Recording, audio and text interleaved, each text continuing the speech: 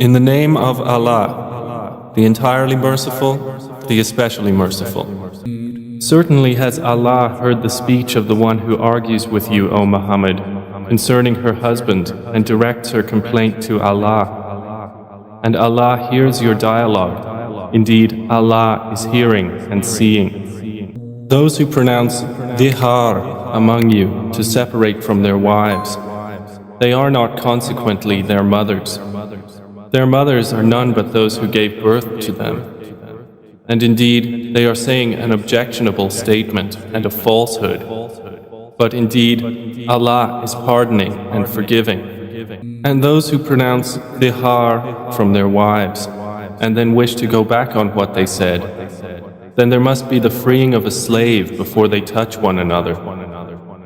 That is what you are admonished thereby. And Allah is acquainted with what you do. And he who does not find a slave, then a fast for 2 months consecutively before they touch one another. And he who is unable, then the feeding of 60 poor persons. That is for you to believe completely in Allah and His Messenger, and those are the limits set by Allah. And for the disbelievers is a painful punishment. Indeed, those who oppose Allah and His Messenger are abased as those before them were abased. And we have certainly sent down verses of clear evidence. And for the disbelievers is a humiliating punishment. On the day when Allah will resurrect them all and inform them of what they did, Allah had enumerated it while they forgot it. And Allah is, over all things, witness. Have you not considered that Allah knows what is in the heavens and what is on the earth? There is in no private conversation 3, but that He is the 4th of them. Nor are there 5, but that He is the 6th of them. And no less than that, and no more, except that He is with them in knowledge wherever they are. Then He will inform them of what they did on the day of resurrection. Indeed, Allah is of all things knowing. Have you not considered those who were forbidden from private conversation? Then they return to that which they were forbidden and converse among themselves about sin and aggression and disobedience to the Messenger. And when they come to you, they greet you with that word by which Allah does not greet you, and say among themselves, "Why does Allah not punish us for what we say? Sufficient for them is hell, which they will enter to burn, and wretched is the destination." O you who have believed, when you converse privately, do not converse about sin and aggression and disobedience to the Messenger, but converse about righteousness and piety, and fear Allah, to whom you will be gathered. Private conversation is only from Satan, that he may grieve those who have believed, but he will not harm them at all except by permission of Allah. And upon Allah let the believers rely. O you who have believed, when you are told, space yourselves in assemblies, then make space. Allah will make space for you. And when you are told, arise, then arise. Allah will raise those who have believed among you, and those who were given knowledge by degrees. And Allah is acquainted with what you do.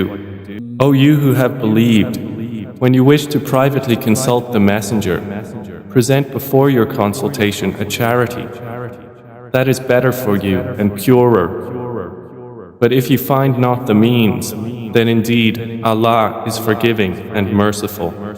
Have you feared to present before your consultation charities? Then when you do not, and Allah has forgiven you, then at least establish prayer and give zakah and obey Allah and His Messenger. And Allah is acquainted with what you do. Have you not considered those who make allies of a people with whom Allah has become angry? They are neither of you nor of them, and they swear to untruth while they know they are lying. Allah has prepared for them a severe punishment. Indeed, it was evil that they were doing. They took their false oaths as a cover, so they averted people from the way of Allah. and for them is a humiliating punishment. Never will their wealth or their children avail them against Allah at all. Those are the companions of the fire. They will abide therein eternally. On the day Allah will resurrect them all, and they will swear to Him as they swear to you, and think that they are standing on something. Unquestionably, it is they who are the liars. Satan has overcome them and made them forget the remembrance of Allah. Those are the party of Satan. Unquestionably, the party of Satan, they will be the losers. Indeed, the ones who oppose Allah and His Messenger, those will be among the most humbled. Allah has written, "I will surely overcome, I and my messengers." Indeed, Allah is powerful and exalted in might.